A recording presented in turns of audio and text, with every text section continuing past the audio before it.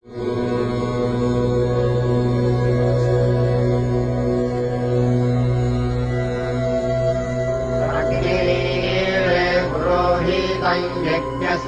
देवभृत्तिजम् होदारम् रत्नधातवम् अग्निः पूर्वेभिर्वृषिभिरेभ्यो नूतनैरुना तदेवाङ्गेह वक्षति अग्निनारैव स्मवत्पोषमेव दिवे दिवे।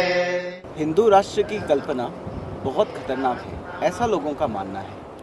मुझे लगता है कि यूरोप के थियोक्रेटिक स्टेट के कारण ऐसा विचार मन में आता है, लोग उससे तुलना करते हैं। ये ठीक बात है कि जो पश्चिमी जगत में ये थियोक्रेटिक स्टेट्स जो अस्तित्व में आए,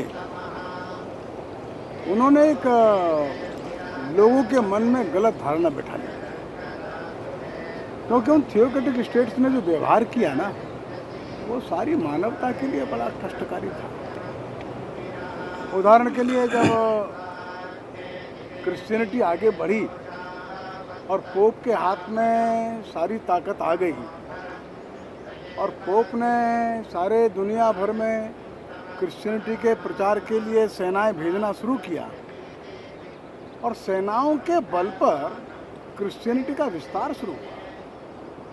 जहाँ जहाँ वे लोग गए उन्होंने भीषण अत्याचार किए और लोगों को कन्वर्ट किया, क्रिश्चियन बनाया।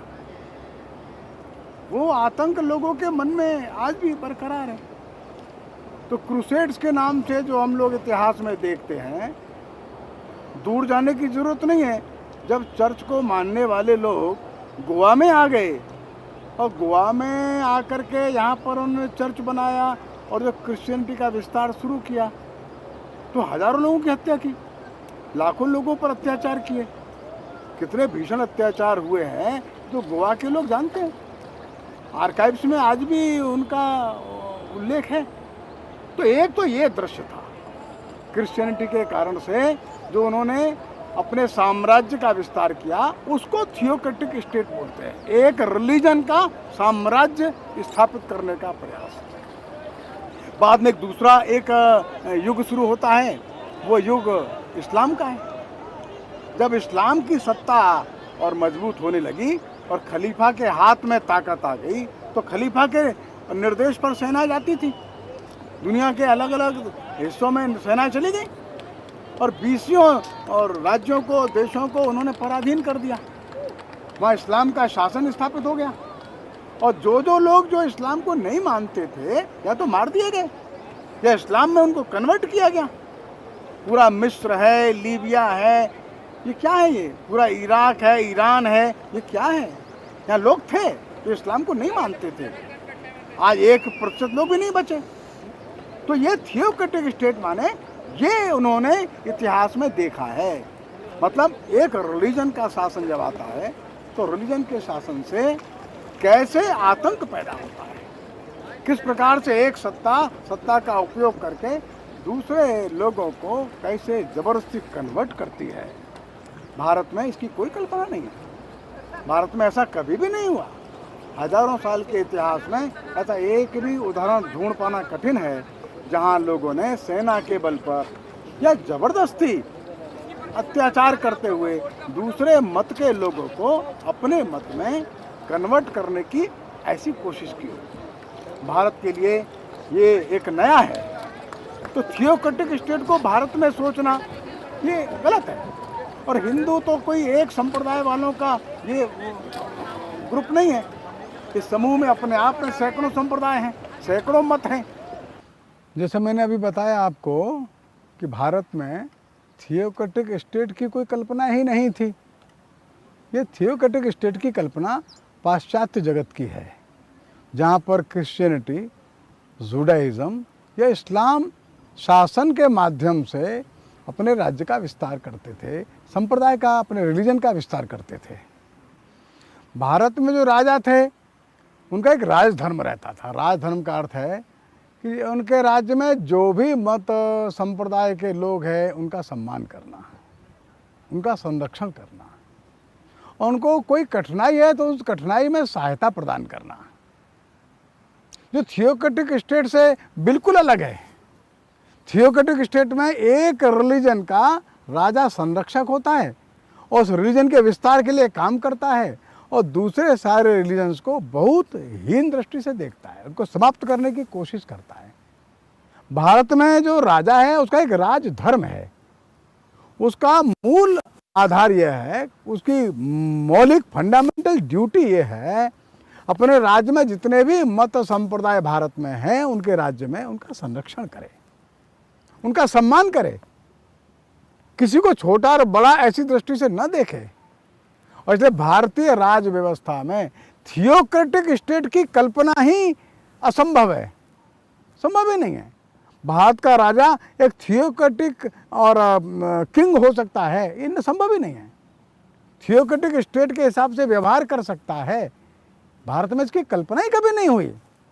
और जो लोग कहते हैं कि हिंदू राष्ट्र और थियोक्रेटिक स्टेट, इन दोनों में तुलना करना, इसका अर्थ है कि भारतीय राज व्यवस्था जो हजारों साल से चली आई उसकी उनको कोई कल्पना ही नहीं है, उसका अध्ययन नहीं उनका। हमारा मानना है कि थियोक्रेटिक स्टेट ये पाश्चात्य जगत का, जो वेस्टर्न कंट्रीज थे उनका और ये इतिहास है। भारत के राजाओं का इतिहास इससे सर्वथा भिन्न, सबको साथ लेकर के चलने वाला, सभी संप्रदायों का सम्मान करने वाला, सबका संरक्षण करने वाला। और इसलिए थियोक्रेटिक स्टेट और हिंदू राज्य राष्ट्र बहुत अंतर है इन दोनों बातों में। इसी कारण मुझे लगता है जब सैकड़ों साल पहले यहूदी, पारसी, सीरियन क्रिश्चियंस भारत में आए, वे अन्य अन्य राजाओं के राज्यों में आए, फिर भी सबके साथ अत्यंत सम्मान का व्यवहार हुआ और उनको अपने अपने मजहब का पालन करना, अपने धार्मिक स्थान खड़े करना, उसके लिए स्वातंत्र्य दिया गया। इसका वो लोग बड़े गौरव से उल्लेख करते हैं। इसका कारण भी इसी में है कि मत संप्रदाय कोई भी हो, लेकिन सभी का सम्मान करना, संरक्षण करना यह राजा का कर्तव्य रहा है। ठीक है, भारत इसका उदाहरण है दुनिया भर में। जैसा मनमोहन जी ने बताया कि सीरियन क्रिश्चियंस आए, क्यों आए? वहाँ उनको अत्याचार हुआ, यहाँ आए, केरल में आकर के, केरल के हिंदू थे, उन्होंने उनको स्थान दिया। इनका जो रिलीजन क्रिश्चियन था और भारतीय इन राजाओं का जो विचार मत दूसरा था, फिर भी उनको सम्मान से बसाया, आज तक बसे हुए हैं। जो पर्शियन लोग आए, ईरान से उखाड़ दिए गए और यहाँ आए, बम्बई में आकर के बसे, कुछ गोवा में बसे, अन्य स्थानों पर बसे, आज तक सम्मान के साथ रह रहे हैं। भारतीय राजाओं का जो मत संप्रदाय अलग था, उनका अलग था, लेकिन भारतीय राजाओं ने इन पर्शियन लोगों को यहाँ सम्मान के साथ रखा। यहूदियों का भी यही है। तो ज्यूज लोग वहाँ अत्याचार से बड़े परेशान हो गए और भागे, तो आज से लगभग 2000 वर्ष पूर्व अब भारत में आकर के रुके। दुनिया में कहीं उनको सम्मान नहीं मिला, भारत में सम्मान और सुरक्षा ज्यूज लोगों को मिला। ये इस कारण से हुआ, भारत की जो राजाओं की व्यवस्था थी, राजाओं का जो मन था, वो सब लोगों का सम्मान करने का था। सभी संप्रदायों को एक सम्मान के साथ देखने की दृष्टि ये हिंदू राजाओं की रही। और विश्व भर में एक भारत अपने आप में एक उदाहरण है जो थियोक्रेटिक कल्पना के सर्वथा विपरीत है।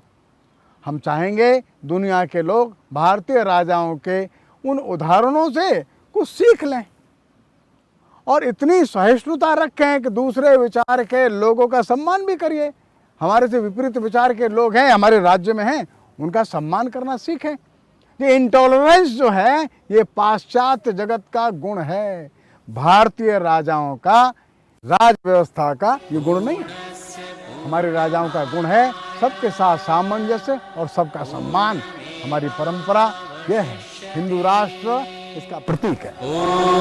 शांति।